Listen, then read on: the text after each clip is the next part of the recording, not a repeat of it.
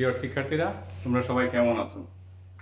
আমি সীতাকুণ্ড উপজেলা অনলাইন স্কুলের পক্ষ থেকে তোমাদেরকে স্বাগত জানাই। এই করোনাকালে তোমরা অনলাইন ক্লাস নিয়ে অগ্রসর হবে, পাঠের উন্নতি ঘটাবে, এটুকু বিশ্বাস করি। প্রথমেই ধন্যবাদ জানাতে চাই অত্র উপজেলার সম্মানিত মাধ্যমিক শিক্ষা অফিসার জনাব এস মুস্তফা আলম সরকারকে, যার অক্লান্ত চেষ্টায় আমরা আজকে এই অনলাইন স্কুলের কার্যক্রম শুরু করতে পারছি। তো ঠিক আছে, আমরা এবার আমাদের ক্লাসে মনোযোগী হই। আজকের ক্লাসে আমি শ্যামল কুমার রায়, প্রধান শিক্ষক, জাফরনগর অপর্ণাচরণ উচ্চ বিদ্যালয়, তোমাদের সাথে থাকব। প্রিয় শিক্ষার্থীরা, আমরা গণিত বিষয়ে ক্লাস করার জন্য দুই একটি প্রশ্ন একটু দেখি। মনে করো তোমার বাবা তোমাকে প্রথম দিন দিল 2 টাকা, এক সপ্তাহের জন্য টাকা দিচ্ছে তোমাকে 2 দিন। প্রথম দিন দিল 2 টাকা, দ্বিতীয় দিন তোমাকে দিল 4 টাকা, তৃতীয় দিন দিল তোমাকে 6 টাকা, চতুর্থ দিন দিল 8 টাকা। তাহলে এভাবে পঞ্চম, ষষ্ঠ, সপ্তম করে তোমাকে টাকা দিল। তুমি একটা ধারা বানিয়ে ফেললে। আবার আরেক সপ্তাহে তোমার বাবা দিল প্রথম দিন 3 টাকা, তারপরের দিন দিল 6 টাকা, তারপরের দিন দিল 12 টাকা, এরপরের দিন দিল 24 টাকা।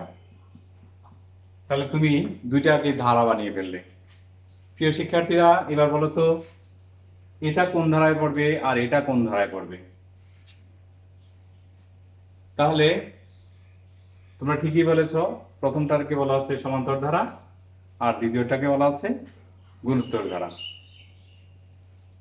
তাহলে সমান্তর ধারা এবং গুণোত্তর ধারা আমরা আজকের ক্লাসে আলোচনা করব। আজকে আমাদের পাঠের বিষয় হচ্ছে সমান্তর ধারা এবং গুণোত্তর ধারা। সমান্তর ধারা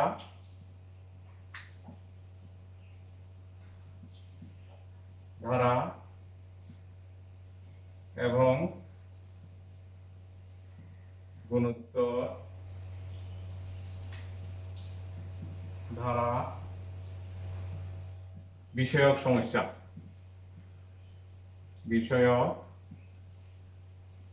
সমস্যা ও সমাধান। সমান্তর ধারা ও গুণোত্তর ধারা বিষয়ক সমস্যা এবং তার সমাধান। প্রিয় শিক্ষার্থীরা, আমি তোমাদের সুবিধার জন্য এখানে একটা প্রশ্ন দিয়ে দিয়েছি। এই প্রশ্নটা তোমরা একটু তুলে নাও। আমি মুখে বলছি, তোমরা তুলে নিতে পারো। 2 + 4 + 8 + 16 ধারার প্রথম n সংখ্যক পদের সমষ্টি 1022 এবং একটি সমান্তর ধারার 10তম পদ 34 এবং 16তম পদ 52। ক নাম্বার 3 + 6 + 9 ধারার 15তম পদ কত? খ নাম্বার উদ্দীপকের ধারাটির n এর মান নির্ণয় করো। গ নাম্বার সমান্তর ধারাটির প্রথম 20 পদের সমষ্টি নির্ণয় করো।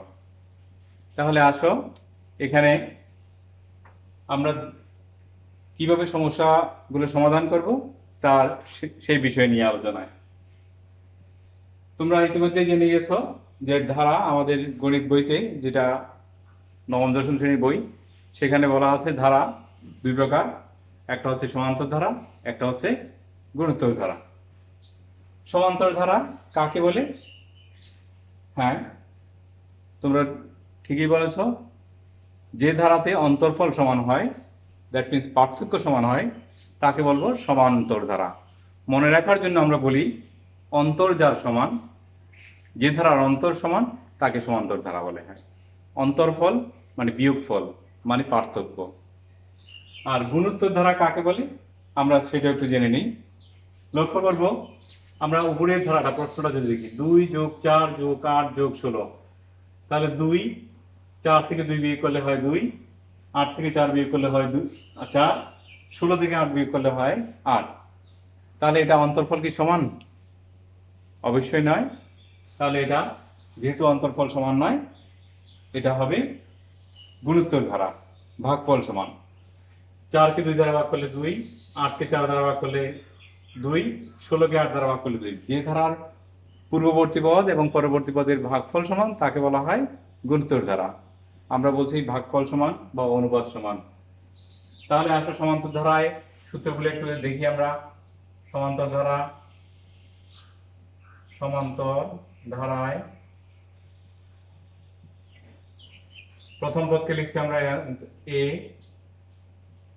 প্রথম পদ ইকুয়াল টু এ, সাধারণ অন্তর ডি ইকুয়াল টু দ্বিতীয় পদ বিয়োগ প্রথম পদ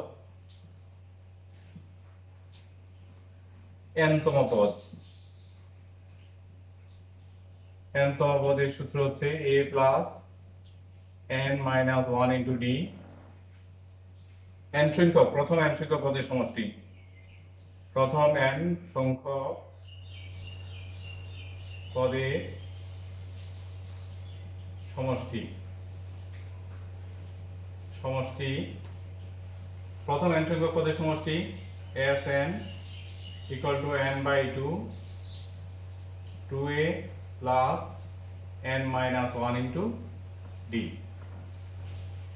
প্রিয় শিক্ষার্থীরা, তোমরা সূত্রগুলো একটু তুলে নাও, তাহলে আমার মনে হয় কাজ করতে আমরা একটু সুবিধা পাবো। আচ্ছা, তাহলে সূত্রগুলো থাক, আমরা এবার কাজ শুরু করি। ক নাম্বারে আমরা শুরু করি। 3 যোগ 6 যোগ 9 যোগ ডট ডট দেওয়া আছে, ধারার 15তম পদ কত? তাহলে আগে প্রথমে তোমাকে যেটা দেখতে হবে সেটা হচ্ছে এটা কোন ধারায়। এটা কি সমান্তর ধারায় আছে নাকি গুণোত্তর ধারায় আছে? 3 যোগ 6 যোগ 9, 6 থেকে 3 বিয়োগ করলে কত হয়? 3। 9 থেকে 6 বিয়োগ করলে কত হয়? 3। তাহলে যেহেতু অন্তরফল সমান, এটা সমান্তর ধারা। আমরা উদ্দীপক হতে পাই প্রথম পদ a ইকুয়াল টু 3, সাধারণ অন্তর d ইকুয়াল টু সাধারণ অন্তর d ইকুয়াল টু 6 বিয়োগ 3 সমান কত হচ্ছে? 3। এবার লক্ষ্য করো, ধারার কততম পদ বের করতে বলা হচ্ছে? 15তম পদ। 15তম পদের সূত্র আমার প্রয়োজন নেই, আমি প্রথমে আমরা লিখবো n-তম পদ। n-তম পদ ইকুয়াল টু কত? a plus n minus 1 into d। এই n এর জায়গায় লক্ষ্য করো, n এর জায়গায় কত আছে? 15 আছে। তাহলে 15তম পদ ইকুয়াল টু কত হবে? a plus 15 minus 1 into d। এবারে বলো এর মান কত? লক্ষ্য করো, এর মান 3 যোগ 14 গুণ d এর মান কত? 3। তাহলে 3 14 42, 42 আর 3 45। এই 1 নম্বরের অ্যান্সার হয়ে গেল। তাহলে সহজ কথায় আমরা কিভাবে কোন ধারায় পড়ে, অঙ্কটা দেওয়ার প্রশ্ন পাওয়ার সঙ্গে সঙ্গে তোমাকে যেটা ভাবতে হবে সেটা হচ্ছে এটা কোন ধারায় পড়ে। এটা কি সমান্তর ধারা না গুণোত্তর ধারা? যদি সমান্তর ধারায় বলে তাহলে সমান্তর ধারার সূত্র ব্যবহার করব, আর যদি গুণোত্তর ধারা পড়ে তাহলে গুণোত্তর ধারায় ব্যবহার করব। প্রিয় শিক্ষার্থীরা, এটা একটু তুলে নাও, আমি অপেক্ষা করছি তোমাদের জন্য। আচ্ছা, তাহলে তোমাদের তোলা হয়েছে, আমি একটু রেখে দেই, তোমরা পাশাপাশি খ নাম্বারটা একটু দেখো। উদ্দীপকের ধারাটির n এর মান নির্ণয় করো।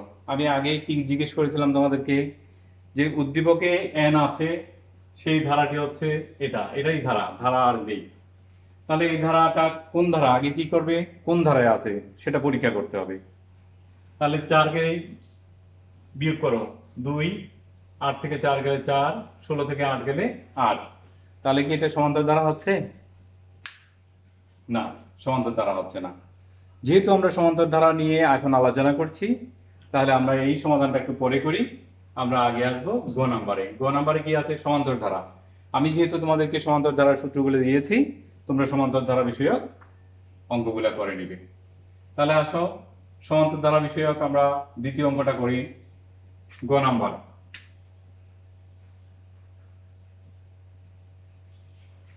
হ্যাঁ দেখো, সমান্তর ধারাটির প্রথম 20 পদের সমষ্টি নির্ণয় করো। এটা হচ্ছে প্রশ্ন। উদ্দীপকে আছে কি একটি সমান্তর ধারার দশম পদ এবং 16তম পদ এর মান। তাহলে সমান্তর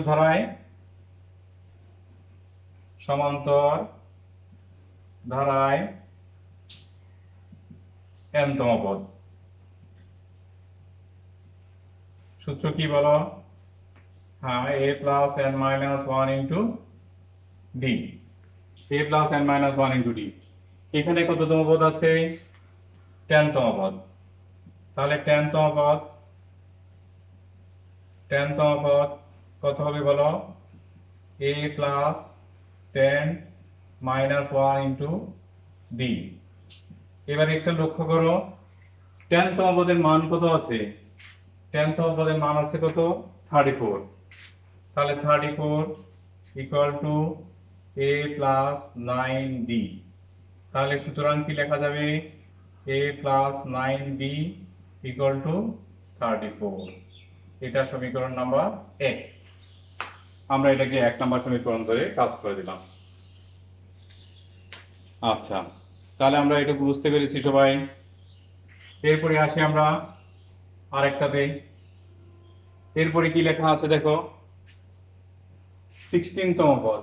তাহলে একইভাবে 16তম পদ কত হবে?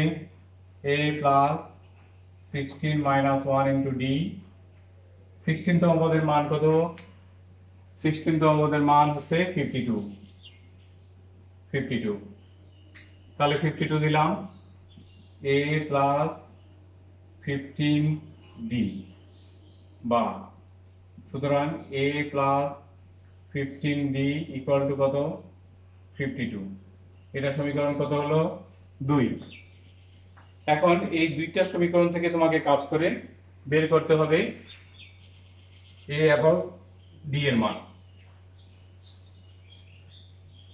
আমি সূত্রগুলো মুছে দিলাম।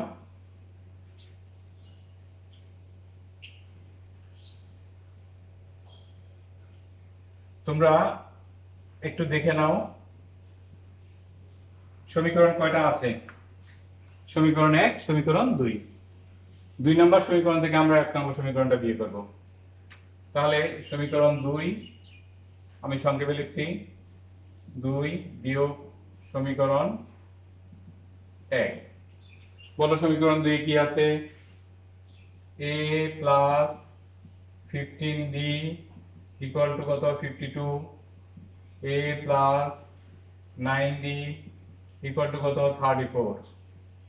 আমরা যদি বিয়োগ করি, বিয়োগ করে এটা মাইনাস, এটা মাইনাস, এটা মাইনাস, a চলে যাবে, এখানে হবে 6d আর এখানে 8, 3 একে 4, 1, 18 বা d ইকুয়াল টু 18 ভাগ 6।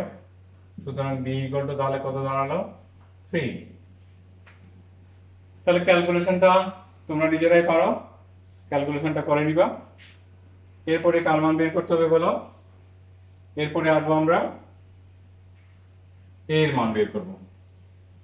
তাহলে a এর মান বের করার জন্য আমরা একটু পাশে কাজ করি।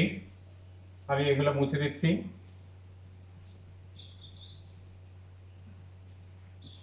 পাশে কাজ করি আমি। b ইকুয়াল টু 3 সমীকরণ 1 নং-এ বসিয়ে, 1 নং-এ বসিয়ে। তাহলে 1 নং-এ বসালে কি পাই দেখো? a প্লাস 9d, a এর মান নেই, প্লাস 9 ইন্টু d, d এর মান 3 ইকুয়াল টু কত? 34 বা a ইকুয়াল টু 34 মাইনাস 27। সুতরাং a equal to 7। a equal to তাহলে কত দাঁড়ালো? 7। তোমাকে কি বের করতে বলা হচ্ছে? তোমাকে বের করতে বলা হচ্ছে প্রথম 20 পদের সমষ্টি। তোমার খাতায় তুমি সূত্র লিখেছিলা, সেখানে নিশ্চয়ই উল্লেখ করা আছে সমষ্টির সূত্রটা। এখন আমরা আসবো সমষ্টির সূত্রে। তাহলে সমান্তর ধারায় প্রথম n সংখ্যক পদের সমষ্টি, প্রথম n সংখ্যক পদের সমষ্টি আমি এখানে লিখছি Sn equal to n by 2 2a plus n minus 1 into d। এবারে লক্ষ্য করো n, এখানে n এর মান কত বলা আছে? প্রথম কয় পদের সমষ্টি? 20 20, তাহলে 20 by 2 2a plus 20 minus 1 into d, তাহলে 10, এখানে হবে 2 into a, এর মান কত? 7 plus 19 into d, d এর মান কত আছে? 3, 10 into 7 দ্বিগুণে 14 57, তাহলে এখানে কত হচ্ছে? 10 গুণ 7 4 11, 5 এর 6 6 এর 7, তাহলে 710। এই হচ্ছে প্রথম n সংখ্যক পদের সমষ্টি। তাহলে ক নাম্বার করে নিলাম, আমরা গ নাম্বারও করে নিলাম। এগুলো হচ্ছে সমান্তর ধারা বিষয়ক কাজ এবং সমান্তর ধারা বিষয়ক সমস্যা। প্রিয় শিক্ষার্থীবৃন্দ, এবারে আমরা আসবো আমাদের খ নম্বর অঙ্কে। তাহলে এটা আমরা মুছে দিচ্ছি। আসো গ নম্বর অঙ্কটা আমরা সলভ করার চেষ্টা করি। তাহলে কিভাবে করতে পারি? আমি আগে জিজ্ঞেস করেছিলাম যে এটা কোন ধারায় পড়ে। 2 4 8, যেহেতু এটা ভাগফল সমান তাহলে এটা গুণোত্তর ধারা। গুণোত্তর ধারায় n তম পদ a r to the power n minus 1 আর সমষ্টি n সংখ্যক পদের সমষ্টি Sn equal to দুইটা সূত্র a into 1 minus r to the power n 1 minus r অথবা a into r to the power n minus 1 r minus 1 যখন r less than 1, যখন r greater than 1। তাহলে এই দুইটা সূত্র জানলে পরেই আমরা খ নাম্বার অঙ্কটা সমস্যার সমাধান করতে পারবো। প্রিয় শিক্ষার্থীবৃন্দ, এই দুইটা সূত্র তোমরা একটু তুলে নাও, তারপরে আমরা কাজে চলে আসি। আচ্ছা, তোলা হয়েছে, এবার কাজে আসো। প্রথম পদ খ নাম্বার করছি আমরা। প্রথম পদ a equal to কত? a equal to 2। সাধারণ অনুপাতকে r দ্বারা অথবা q দ্বারা লেখা হয়। সাধারণ অনুপাত r equal to দ্বিতীয় পদ কত? 4 ভাগ 2, তাহলে কত হচ্ছে? 2। এবারে ভাবনার বিষয়, আর এর মানের উপর নির্ভর করবে এই সমষ্টির সূত্রটা। আর এর মান 1 থেকে বড় না 1 থেকে ছোট? লক্ষ্য করো তো, আর এর মান 2, যা 1 থেকে বড়, তাহলে সমষ্টির সূত্র কি উপরেরটা হবে না নিচেরটা হবে? হ্যাঁ, অবশ্যই আর 1 এর চেয়ে বড় হলে পরে এই মানটা অবশ্যই আসবে। 1 এর চেয়ে বড় হলে নিচের সূত্র, আর 1 এর চেয়ে ছোট হলে আমরা দিব উপরের সূত্রটা। আমরা বোর্ডে লিখে রেখেছি, সেজন্য উপরে আর নিচে বলছি। তাহলে আসো, প্রথম n সংখ্যক পদের সমষ্টি বলা আছে। আমরা n সংখ্যক পদের সমষ্টি লিখি। প্রথম n সংখ্যক, আচ্ছা প্রিয় শিক্ষার্থীরা, আমি তোমাদের সুবিধার জন্য এদিকে মুছে দেই।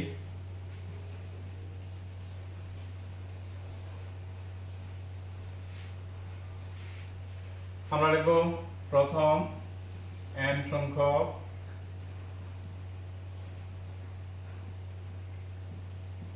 পদের সমষ্টি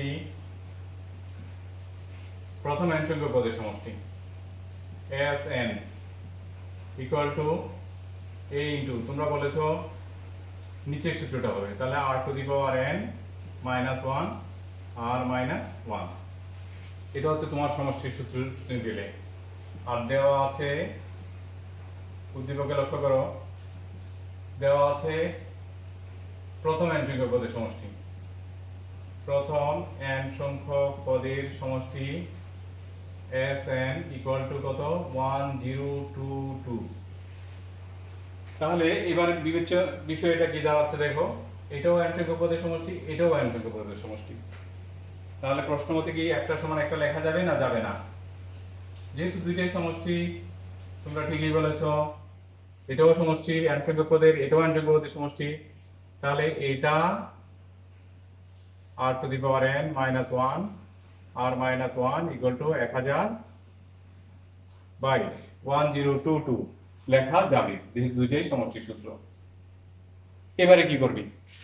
আমার মনে হয় তোমাদেরকে আর বলার প্রয়োজন নেই এবারে কি করবে। তাহলে এবারে আমরা যা করব সেটা হচ্ছে মানটা বসিয়ে দিব, তাই না?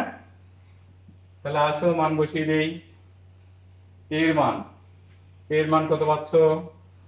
লেখাই আছে দেখো 2 ইন্টু আর এর মান কত?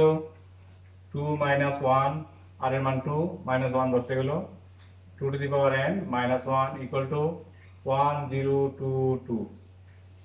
তাহলে আমরা একটু যোগ বিয়োগ ছেড়ে দেই, আমি পাশে করছি।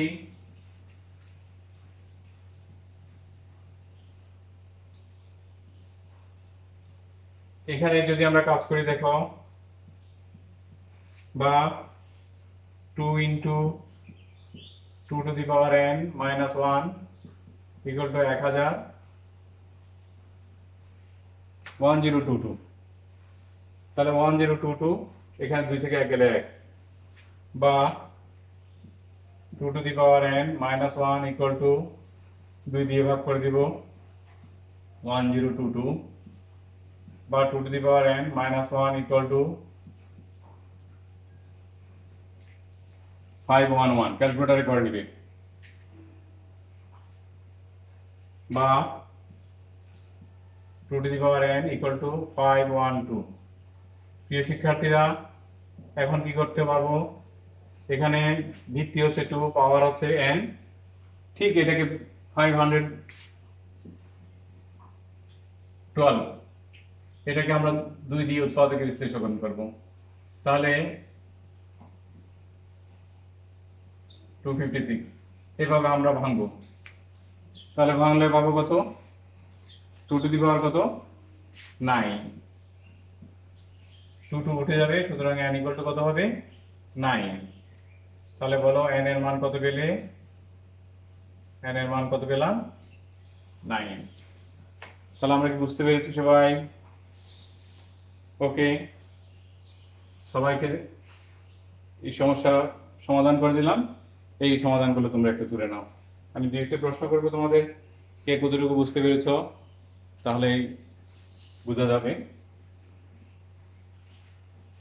তোলা হয়েছে?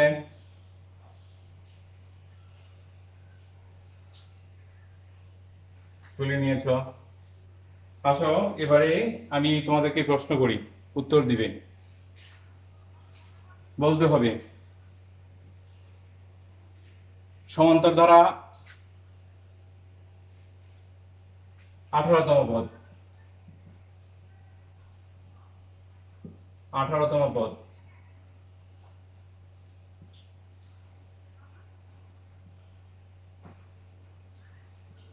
18তম পদ এর সূত্র কি দাঁড়াবে?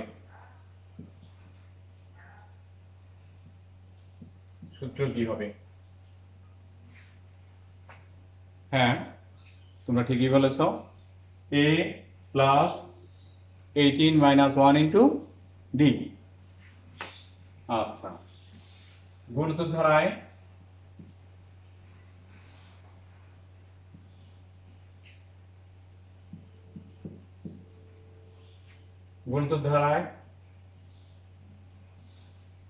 সাধারণ অনুপাত সাধারণ অনুপাত কিভাবে নির্ণয় করে? কিভাবে নির্ণয় করে বলো? হ্যাঁ, ঠিকই বলেছ। সাধারণ অনুপাত নির্ণয় করা হয় দ্বিতীয় পদ ভাগ প্রথম পদ বা তৃতীয় পদ ভাগ দ্বিতীয় পদ, অর্থাৎ পূর্বপদ এবং পরবর্তী পদের ভাগফলের সাহায্যে। ঠিক আছে, তোমরা ক্লাস করেছ। এ পর্যায়ে আমি তোমাদের বাড়ির কাজ দিচ্ছি, তোমরা বাড়ি থেকে দুটো অঙ্ক করে নিয়ে আসবা। আমি তুলে দিচ্ছি প্রশ্ন, একই নিয়মের অঙ্ক।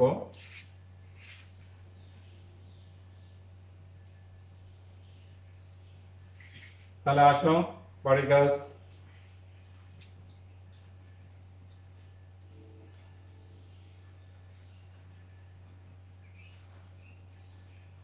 এখানে দেখো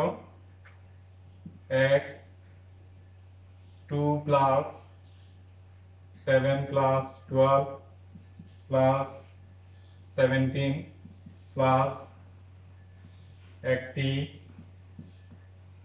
ধারা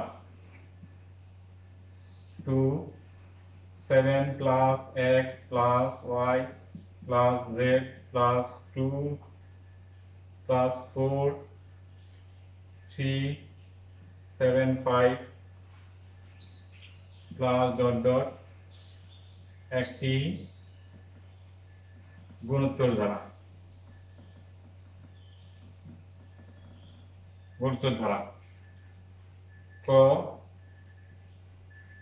ক নাম্বার হচ্ছে কি দেখো,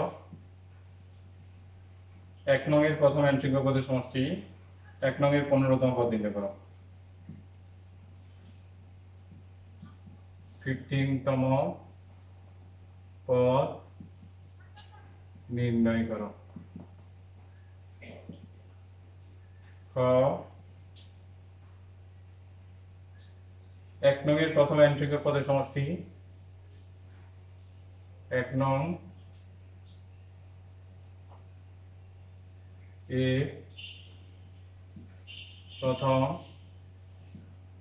n সংখ্যক পদের সমষ্টি 2 2 3 5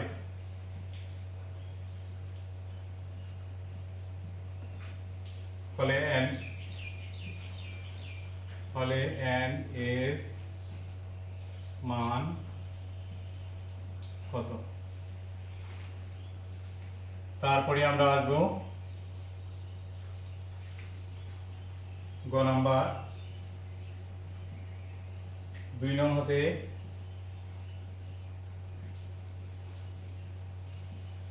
x y z নির্ণয় করো। x y z এর মান নির্ণয় করো। প্রিয় শিক্ষার্থীরা, তোমরা অনেকক্ষণ ধরে আমার সাথে ক্লাসে ছিলে, এজন্য আমি তোমাদেরকে ধন্যবাদ জানাই। এই বাড়ির কাজগুলো করবে, যখনই স্কুল করবে তোমাদের শিক্ষককে এই কাজগুলো দেখাবে। আমি এই বলে আজকের ক্লাস থেকে বিদায় নিচ্ছি। ধন্যবাদ সবাইকে, ভালো থাকবে সবাই।